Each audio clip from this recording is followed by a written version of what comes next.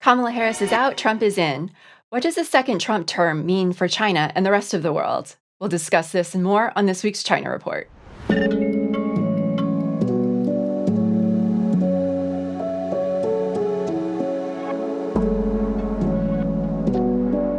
Welcome to the China Report, a news show produced in collaboration with Pivot to Peace. Every week, we'll be helping you sort through the propaganda with an independent view of the country that we're taught to hate but know so little about. I'm your host, Amanda Yee, along with my co-host, KJ Noh. KJ, why don't you get us started with this week's headlines? Election watch party at the U.S. Embassy in Beijing leaves ambassador with heartburn. On election night, the U.S. ambassador to China, Nicholas Burns, hosted a large election watch party at the U.S. Embassy in Beijing and addressed the Chinese. We hope that you might see and that you might feel and that you might experience the power of the people's vote and the power of we the people in American democracy. He also said, Election Day is a day of hope, a great day. I have great confidence in the strength of American democracy.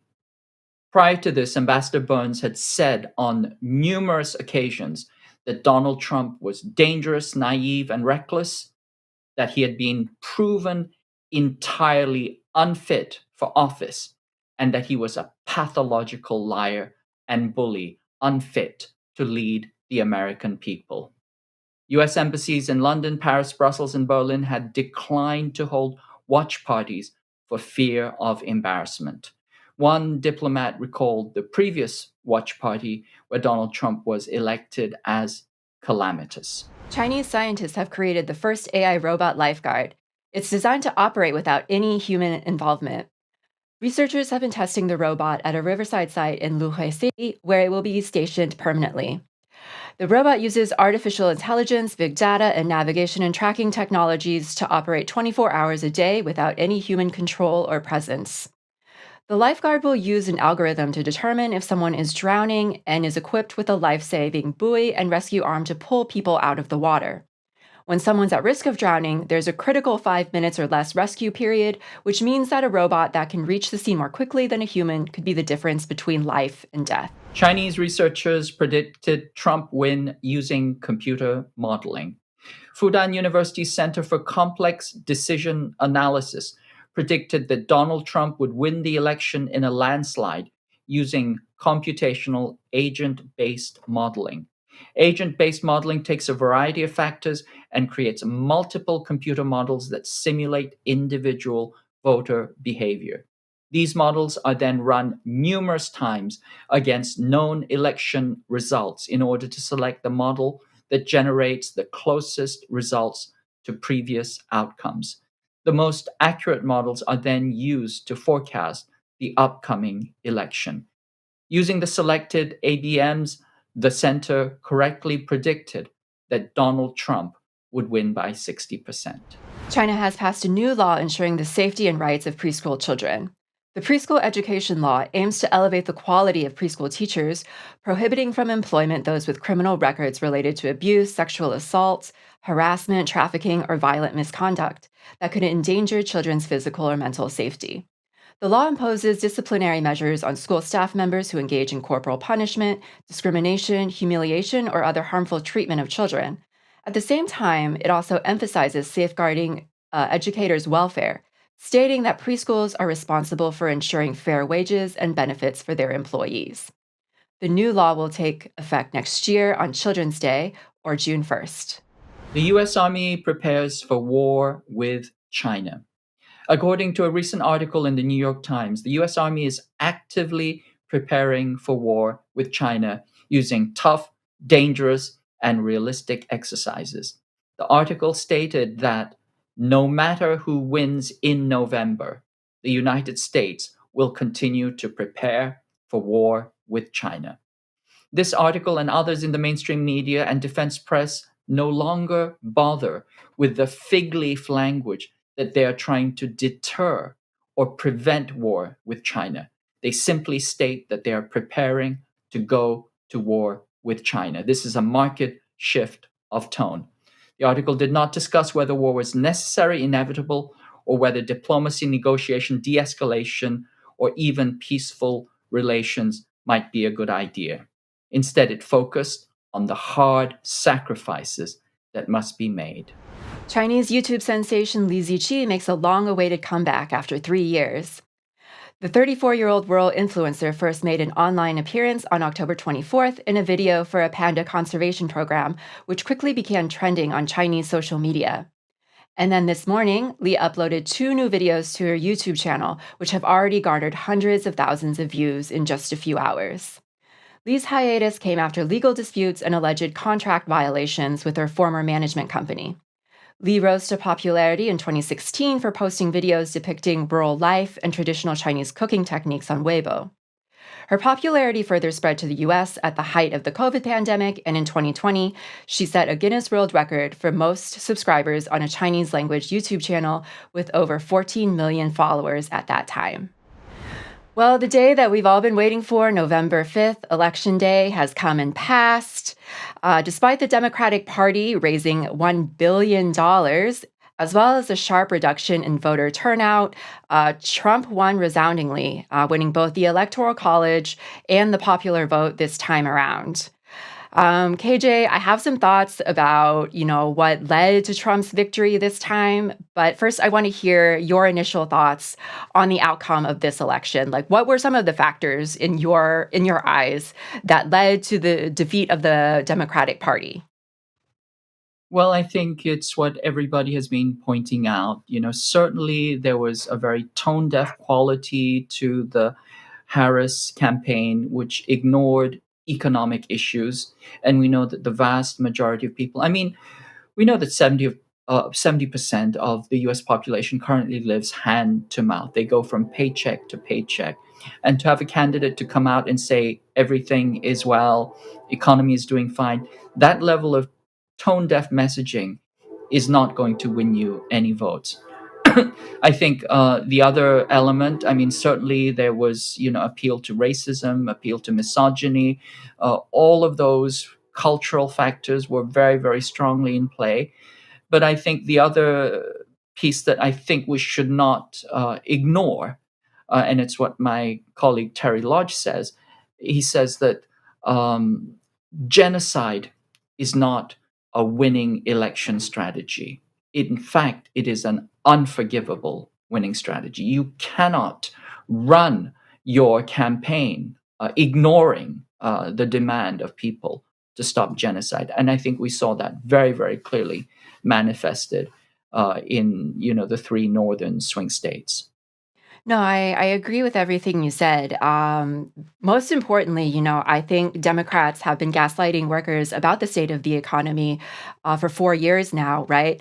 And on top of that, they haven't been able to put forward any kind of positive political program that spoke to workers in any meaningful way. That have been really suffering, and they have just been positioning themselves as the anti-Trump, right? And as the Republican Party, moves further and further to the right, the Democrats have also been, in response, rather than appealing to progressives, have been trying to tail Republicans. And in this election cycle, they even tried to court war criminals from the Bush administration. They got the endorsement of Dick Cheney. They got the endorsement of Liz Cheney. And on top of that, in the past 4 years, they haven't really, put forward any policies that spoke to working people, right? When Biden and Harris took office in 2021, they had control of the White House. They had control of both chambers of Congress, but they failed to enact any kind of legislation protecting abortion rights when Roe v. Wade was overturned a couple years ago, right? And instead, what they did was they used abortion rights as this kind of they used it to fundraise off of, and they used it as a threat almost. Like, if you don't vote for us in the midterms, we're going to lose our right to abortion. And they really didn't they didn't have any sort of fight back to, women losing this fundamental reproductive right. And not only that, they, failed to enact any kind of legislation protecting working class families. They canceled a lot of the vital COVID-19 relief programs that had sharply reduced childhood poverty, that had provided relief for working class families. They also maintained the moratorium on evictions, or they canceled a lot of the programs that provided a moratorium on evictions. So that, on top of soaring food prices and inflation, and the Democrats not really having an answer to that, and Kamala Harris just running a really tepid, uninspiring campaign, I think really, really did them in. They did not have an answer for the economy. And, as you pointed out, for a year, the Biden administration has been sending weapons to Israel to facilitate its genocide in Gaza. And I think that also, I think you're right. That also led a lot of voters, Arab American voters in particular, away from the Democratic Party. Absolutely. And we know that if they received 13 million less votes than they did in the previous election. So again, that is kind of an extraordinary message, an extraordinary signal from the people that there was incredible disaffection. Yes. Now that Trump's about to assume office again, I want to talk more about, what this means for China and what this means for the rest of the world, right? He's been talking a lot about tariffs. This man loves tariffs. He's touting this America First economic policy, which supposedly is meant to protect U.S. industries and promote growth. And as a key part of that, he's been talking a lot about tariffs. And it seems like he's insisting that the exporting country is going to pay the tariffs, and there's a lot of misunderstanding around that. When it's actually the importing country that will pay the tariffs, and then is going to pass that off to the consumer, right? So currently, he's threatening 60% tariffs on Chinese imported goods. One company, shoemaker Steve Madden, has already responded to these tariffs, these potential tariffs, and they've announced that it would plan to import fewer goods from China and replace them with goods produced in other countries like Mexico, Vietnam, and Brazil. And so, of course, these tariffs are likely going to lead to retaliatory taxes from other countries and potentially lead to another trade war, right? Not only is Trump threatening 60% tariffs on China, but up to 20% on other imported goods as well. He's also talking about, punishing John Deere for moving some of its manufacturing to Mexico. And he's vowing to tax anything that John Deere tries to export back into the United States at 200%. So really insane tariffs there. We also know And I that think it's he's. important. Oh, go ahead. Mhm.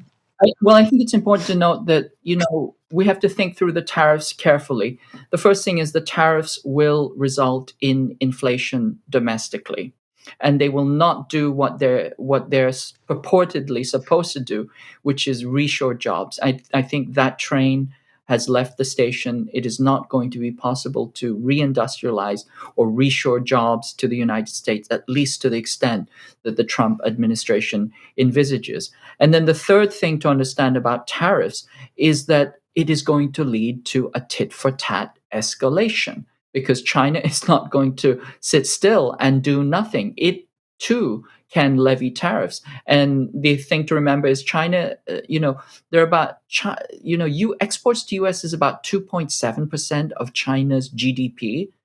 It doesn't rely on the United States. It's, as BYD said, if we don't have the US market, we'll just pivot elsewhere. We don't need the US market.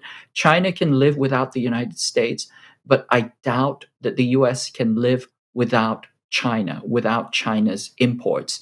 And then the last piece of this is, of course, that the tariffs are not simply being waged against Chinese imports, but across the board against the EU, other countries as well. And so, once again, we are going to face tremendous risk of massive inflation inside an economy which is already making the vast majority of people struggle from prices. Well, we can predict, that he is going to try and impose these really high tariffs, which the American consumer is going to pay for in the long run. He will probably have an administration that supports Taiwanese separatists.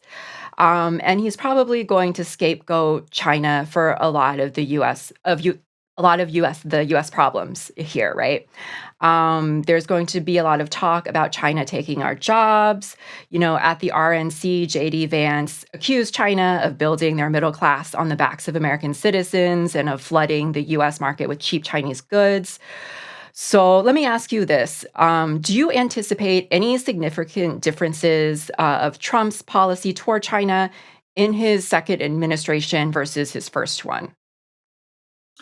I think it will be largely a continuation of the same in several dimensions. I think the first thing to note is that the machine that is heading towards war has gained significant momentum, as we discussed earlier in the headlines. And I think that will be a constant. The US war machine is it's like entropy in the universe. It never diminishes. It always stays the same. It may shift around, may shift from Ukraine towards China, but that entropy, that war, that chaos, that human suffering that US instigated wars create will, I believe, remain a constant. And so we have had a change of pilot on the plane, but we have to understand that the flight plan has already been mapped out. The plane is heading in a direction. That flight plan is set. And as a consumer, you have the choice between chicken and beef and the choice of which movie you're going to watch. But the plane is going in one direction. You've changed the pilot.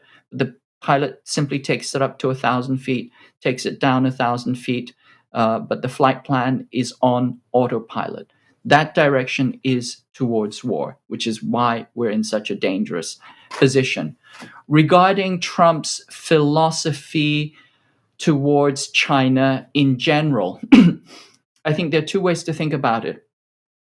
Clearly, Trump comes from a neo-mercantile perspective. There's a kind of transactionalist, bean counting mindset. You can see that in, for example, the way he treats South Korea. South Korea has to pay 10 times more for stationing, for the privilege of having U.S. troops occupy its territory. He wants the same thing for Japan. He wants to raise the burden sharing for Japan.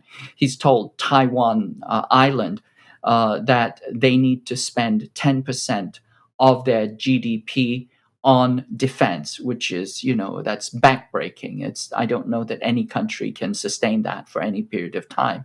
And he has told them explicitly that they need to pay protection to the United States, that he refers. I mean, these are his literal words. He says the US is an insurance company and Taiwan Island needs to pay protection. So there's a very, very clear bean counting, transactionalist, neo-mercantilism going on.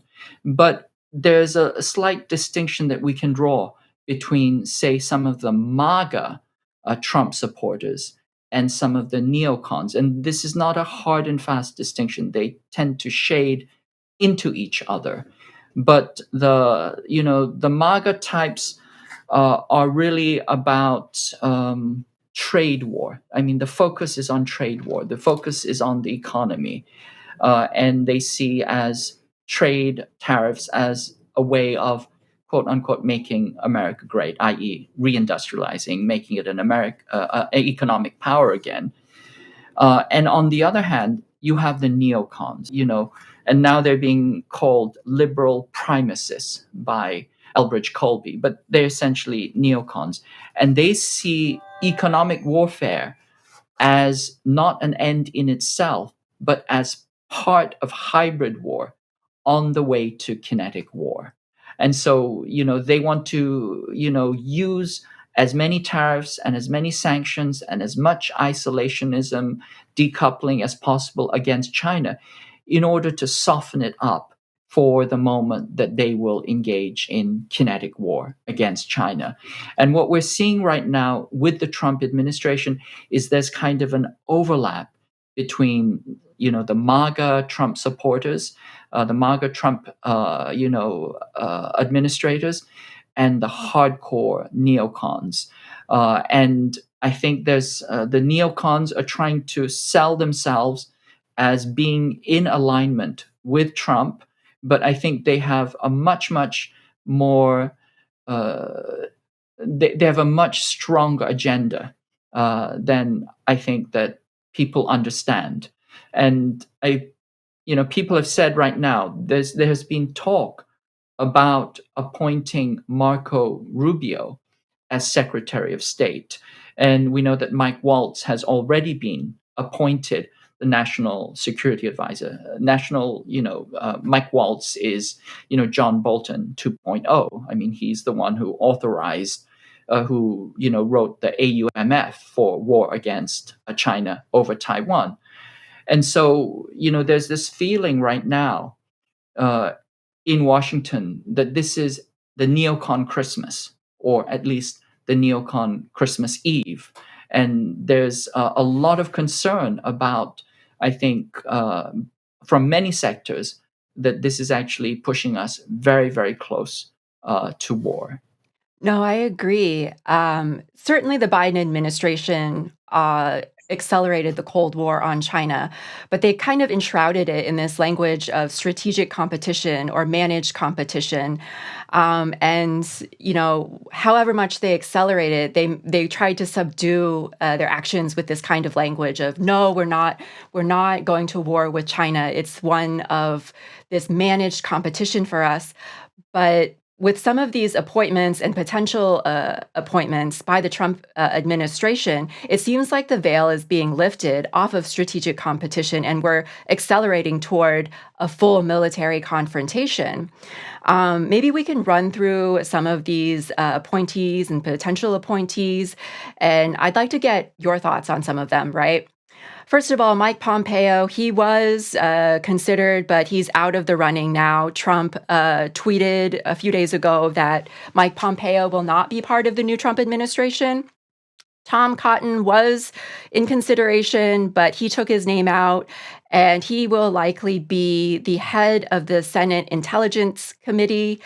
The current vice chair of the Senate Intelligence Committee, Marco Rubio, as you mentioned, announced last night that he's expected to be appointed Secretary of State. As you mentioned, another China hawk. Probably can expect from Marco Rubio an even tougher stance on China, not only China, but on Latin America as well.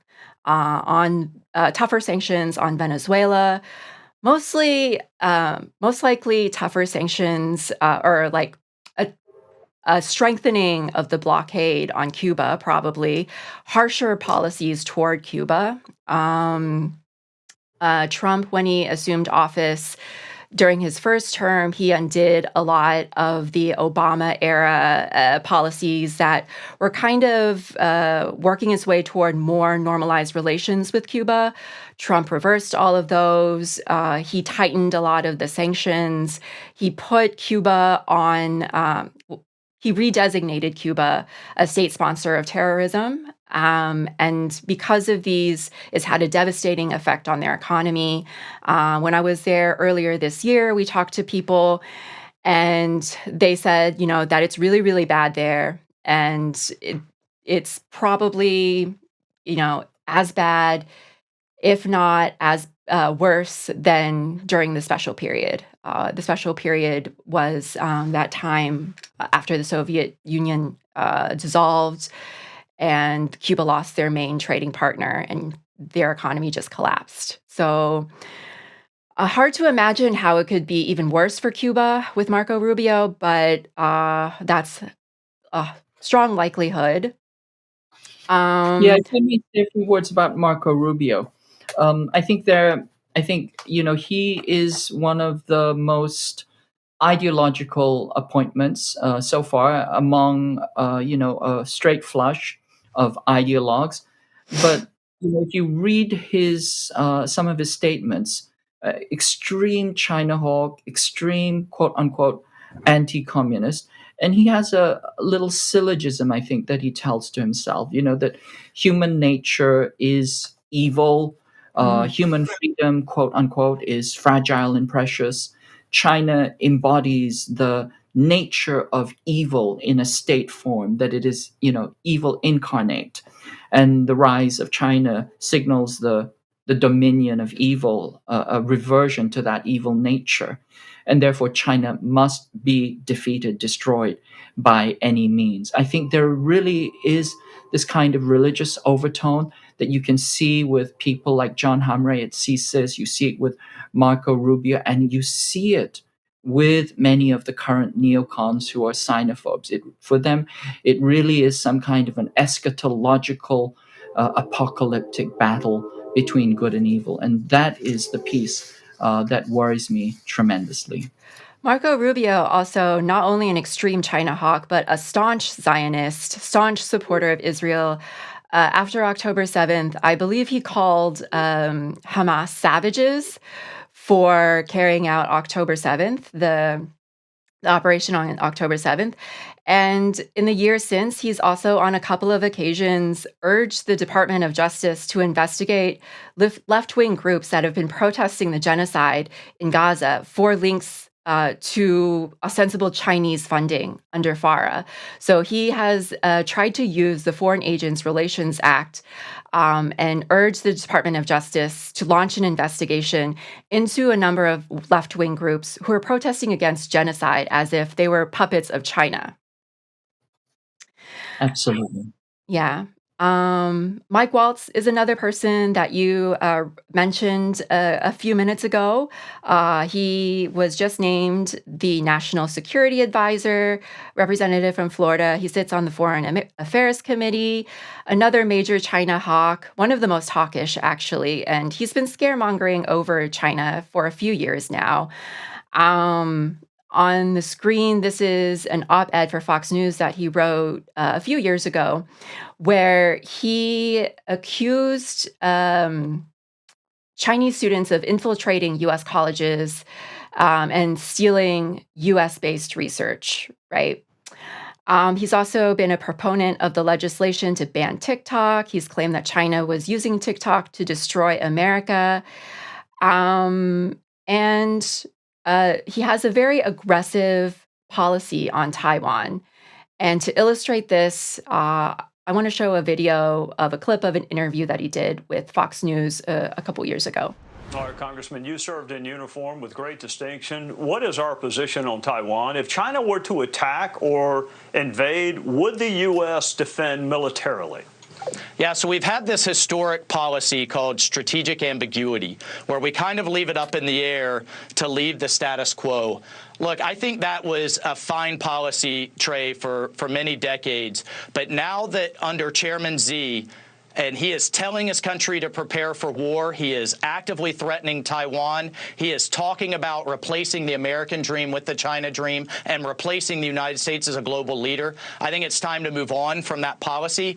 Actually, Prime Minister Abe agreed that we need strategic clarity. You've heard the president kind of slip up, and I think that's what he wants to do as well. And then his advisors roll them back. But I think it's high time that we make it clear as a deterrent measure and shift from strategic ambiguity to strategic deterrence and tell the Chinese Communist Party in no uncertain terms, we will defend Taiwan. And why is that so important to the American people?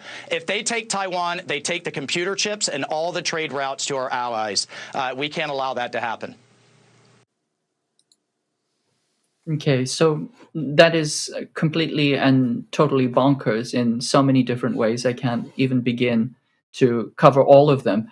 But the first thing I'll point out is China. when he says that they will take the trade routes, the only trade routes that they will be affecting will be trade with China itself. So that in and of itself is absurd. The other piece is that, he says that strategic clarity will deter war. It's actually the opposite. It will provoke war. It will literally provoke war.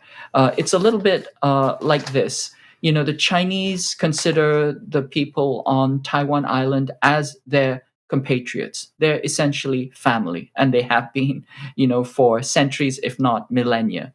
And it's a little bit like you have your teenager who says that they are independent and they lock themselves in the basement. Okay, you might be able to tolerate that for a while. You continue to feed them, you continue to give them water, etc., which is literally what China does. It keeps Taiwan afloat with electricity, with water, as well as massive amounts of trade. It's the largest trading partner.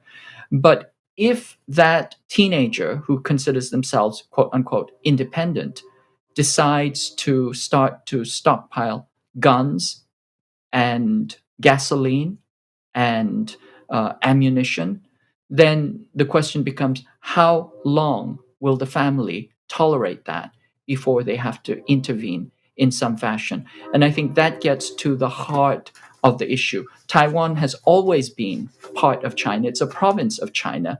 But after 1949, the US decided to weaponize it as a US base. And people forget this.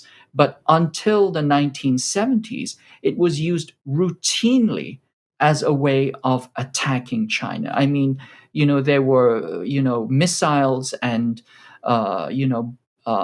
missiles and attacks launched into China from Taiwan up until the late 70s. And it really was, as the US referred to it, as an unsinkable aircraft carrier to undermine and attack China. It was a base, a platform with which to threaten and attack China.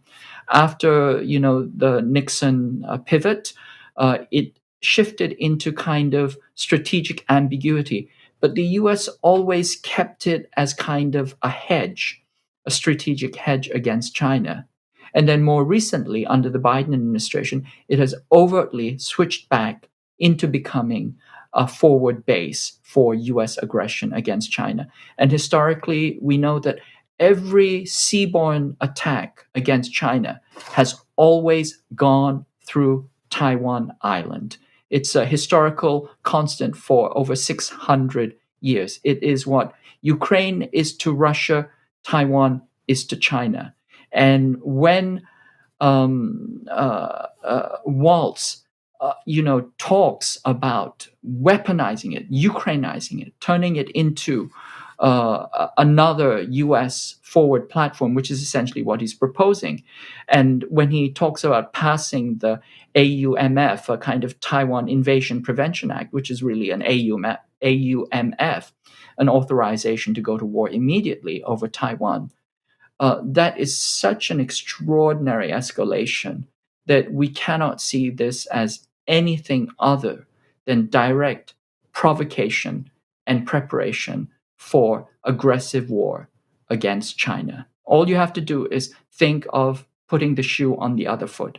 If China had put troops and was weaponizing Hawaii or Puerto Rico or Texas or California, and was currently, as they are doing with Taiwanese troops, training Taiwanese troops in the United States right now, as we speak, if China were taking Hawaiians and training them with the PLA on Chinese soil, we would know that that was already a declaration of war. This is the kind of stuff that Mike Waltz wants to pretend, is some kind of deterrent or defensive measure. No, it's direct and clear provocation.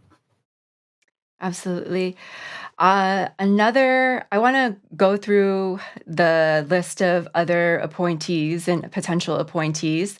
Yesterday, Trump named Stephen Miller, his former White House aide, as deputy chief of policy in his new administration.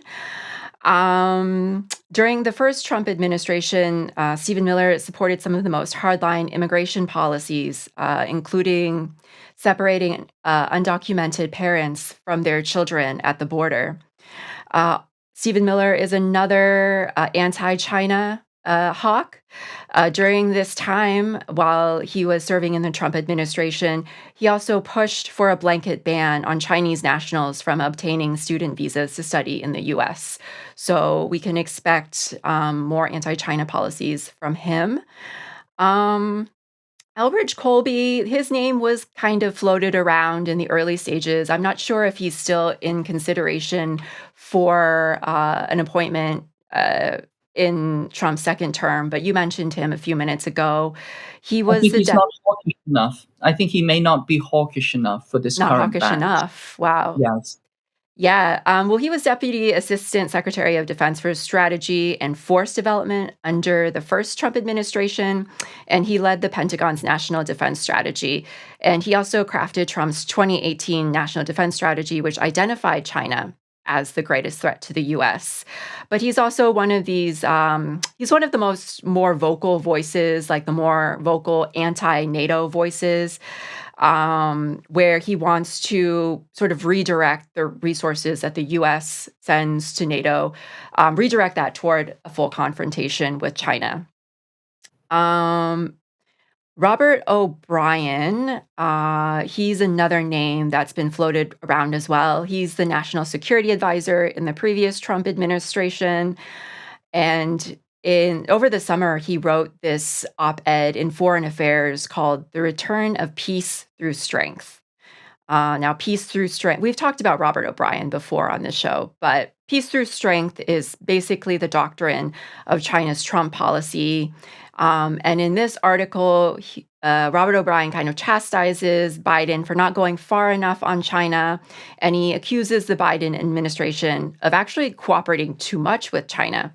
And so in this piece, he argues for higher tariffs, more aggressive export controls.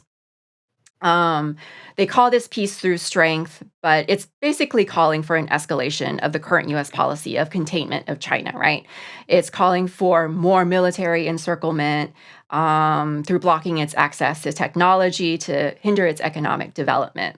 So peace through strength is actually an oxymoron. It's basically you have what the U.S. considers peace through military domination. And, no country on earth, least of all China, is going to tolerate, a military surrounding, basically containing itself, containing it inside of its own territory and trying to cripple its own economy. And it's going to leave China no other choice but to fight its way out of containment, right?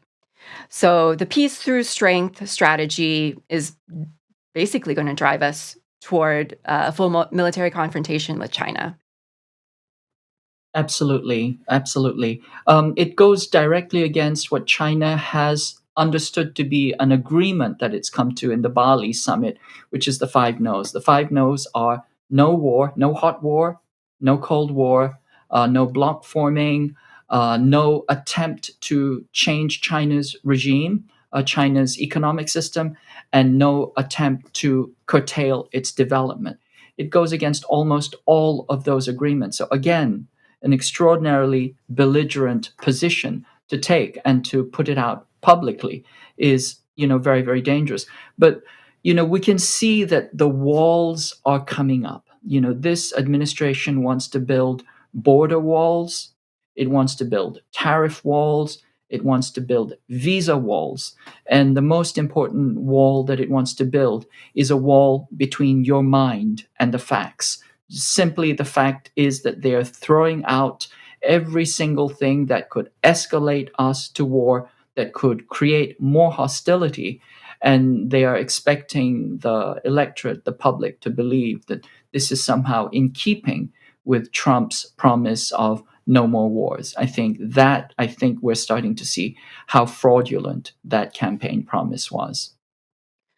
Well, KJ, one last question I want to ask you before we conclude. What does the election of Trump signal in the decline of U.S. hegemony? What does this mean for, the U.S. on the world stage? What does this mean for U.S. capitalism in particular?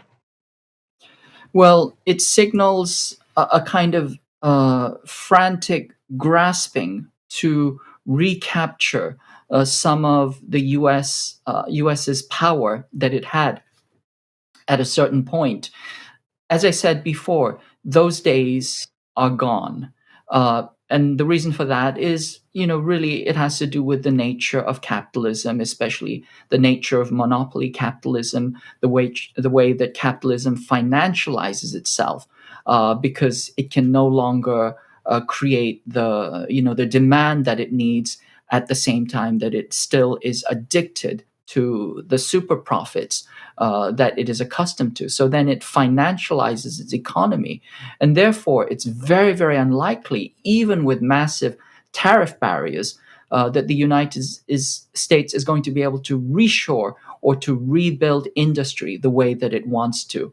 What it will do instead is it will push other countries away from the United States. More and more countries will join the BRICS as a counter hegemonic order to US control, abuse, especially in the financial domain. And so when Trump talks about, for example, that he's going to sanction and punish every country that tries to de dollarize, that is simply going to push them harder and faster towards de dollarization and to reducing trade with the United States, which, by the way, if Trump's tariffs are successful in a classical neo-mercantile sense, he will no longer have the tax revenue from the tariffs to offset the corporate tax cuts that he's promising. So already there's going to be a deficit that will be kind of an irreconcilable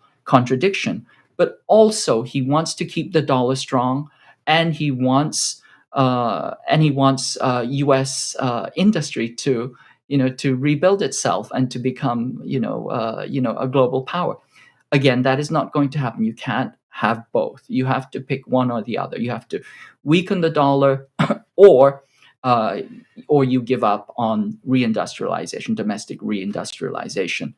And so all of these actions are simply going to push countries farther and farther away from the United States and more closely into allying and working with each other in the multilateral alliance that is BRICS, which is an alliance of equal states that are working for win-win cooperation and development, rather than simply being extractive and exploited tenant farmers on the U.S. plantation.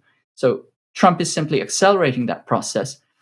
Now, as the neocons are also helming a part of his administration, the question becomes then, will they simply do the capitalist reset switch? That capitalist reset switch, as we've seen several times before in the 20th century, is total war, world war. Will they flip that switch in order to reset the system?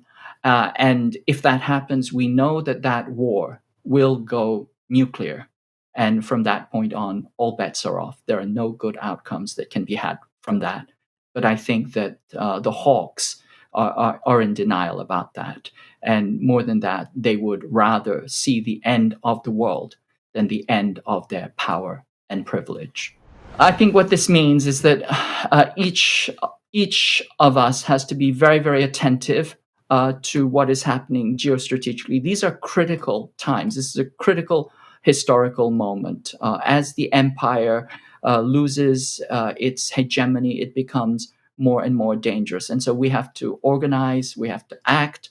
We also have to be aware of all the walls that are being built, not simply around the country, not simply through tariffs, but the walls that are being built between each other, so that we cannot have the necessary solidarity that is essential for us to resist and organize against this oppression.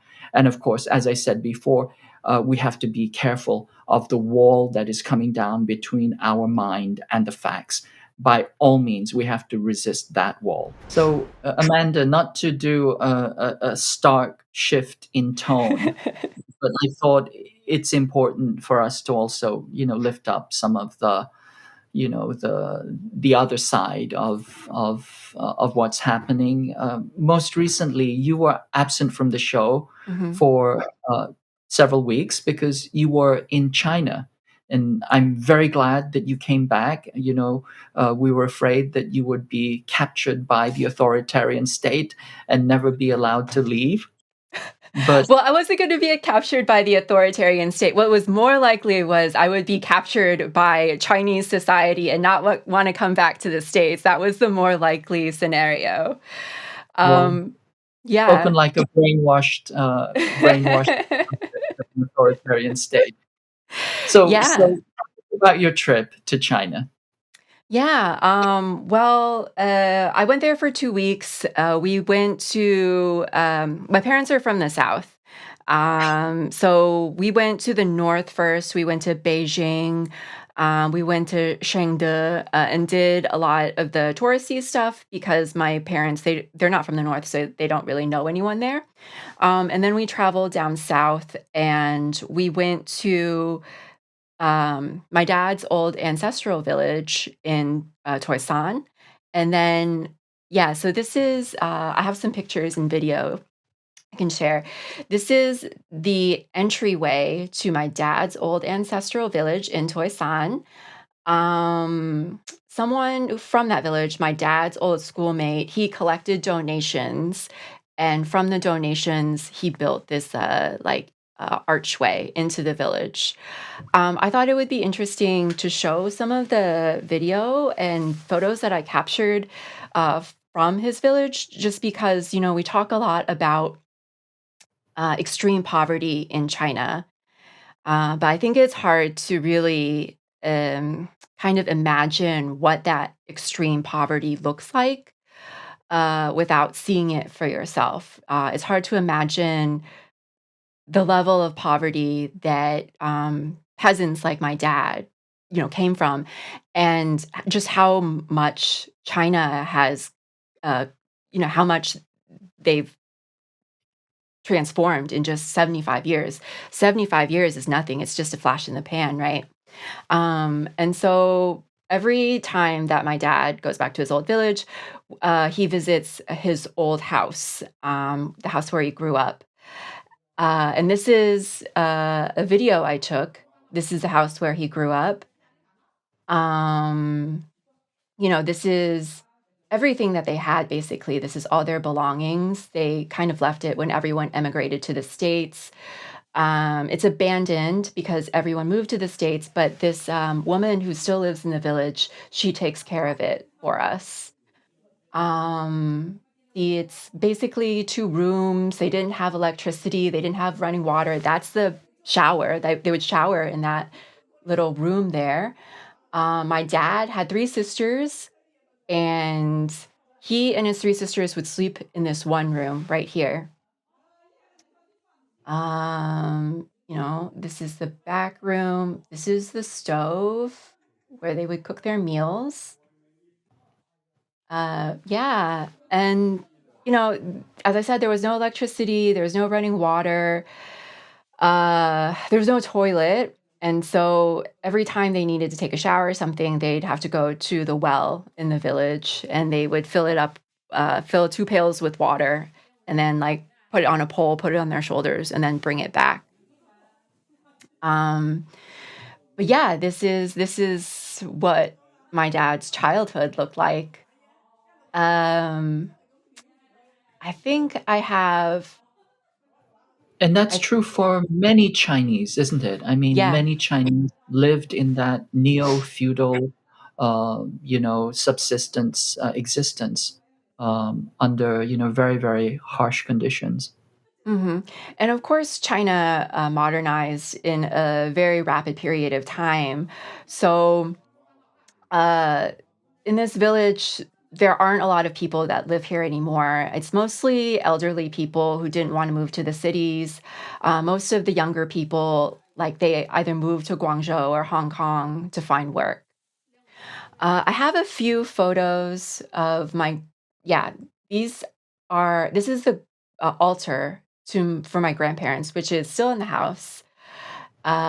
This is a picture of them. This is their altar, and, we're Chinese, so we honor our ancestors, right? So, every t when my parents go back there and when I went back there a few weeks ago, we, honored them by bringing food. We brought a chicken and we brought pork and we poured 3 cups of tea, and, we sort of bow in front of the altar 3 times as a way of honoring them and paying our respects. And then, we have this paper money. It's not real money. It's this paper money that's sold for this specific purpose. We light it on fire in the hopes that it'll reach them in the afterlife. So that's what's in my hand in that picture. I think I have like more photos. Yeah. So this is my dad's, not the house that he grew up in, but my great uncle, who was one of the first of our relatives to move to the States. He started working in the States, and he would send money back to my grandparents. And with some of this money, they bought materials for my dad to like build his own house. So this is his little house that's right next to the house that he grew up in. I wanted to go in there, but I couldn't. I assume it's just like one room. But he built this house himself. It's right next to the house that he grew up in. I couldn't go in it because there's so much shrubbery that's like blocked off the entrance that you can't really go in anymore. Oh, and then we also paid a visit to my mom's aunt's village. That's not too far from my dad's village. She lives in her house alone now. Her husband died a few years ago, and she had 4 sons, and they moved to the city to find work. I think they're my mom's age, which is like 50s, 60s. They all moved to Guangzhou in Hong Kong to work. But this was my great aunt's house. As you can see, very humble, very modest. Um, my mom told me that when she was a kid, every summer, she and my grandma, her mom, they would ride the boat from Guangzhou to this house to visit, to stay the summer with my great aunt. Um, yeah. Yeah. So it was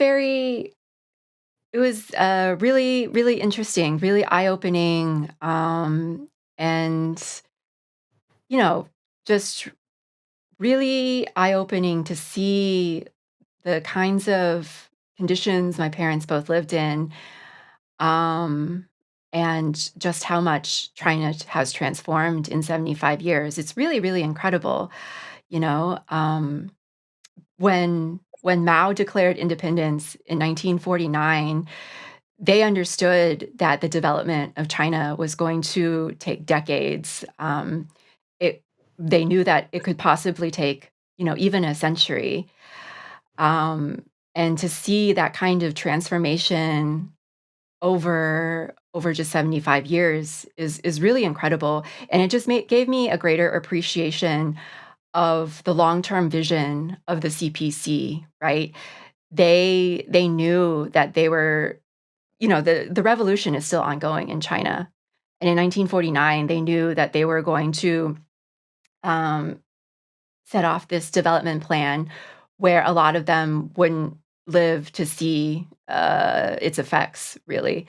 And it goes to show you the long-term vision of China and how it's juxtaposed against the US, where, we're kind of ruled by the anarchy of the market. No US politician thinks ahead even 5 years, right? But for the CPC to, let alone generations, let right? alone generations, yeah. So yeah, it was a really great, eye-opening, transformative experience. Wonderful. And I just want to highlight, if it's not obvious to people already, that this kind of incredible economic development in a single lifetime, from feudalism to modern industrial or post-industrial state, happened without colonization, without slavery, without mass exploitation, mass prostitution, all the other evils that you see in the other, developmental economies that are still struggling and are still actually largely mired and trapped in a neo-colonial position relative to the global hegemon. I think simply the fact that China was able to break out of that and to build public wealth and to build, vast development and well-being for its population, I think is an extraordinary historical achievement. And I think it's amazing that your family and your parents are witness to that. Absolutely. I have one more video that I'll end with. So after we left Toisan, we went to Guangzhou, where my mom grew up. And Guangzhou is really, really, I love Guangzhou. I could spend a lot more time in Guangzhou. It's very futuristic. And one night we took a boat on the Pearl River, and we were able to see the Guangzhou skyline at night, which is beautiful. They have a lot of lights along the side of the buildings. And we passed underneath this bridge, which is the coolest bridge I've ever seen. I'm just going to leave you with this video. Just wait for it. And we'll see you next time on the China Report.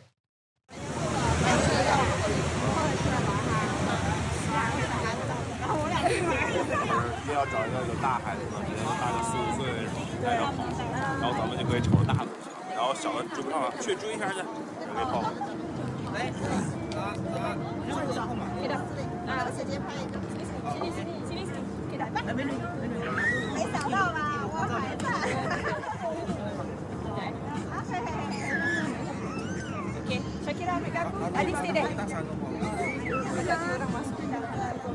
Tak nak si perempuan ni. 大爷来了，大爷来了！快，你们这一楼领啊，下床之前这一楼领，可怕了。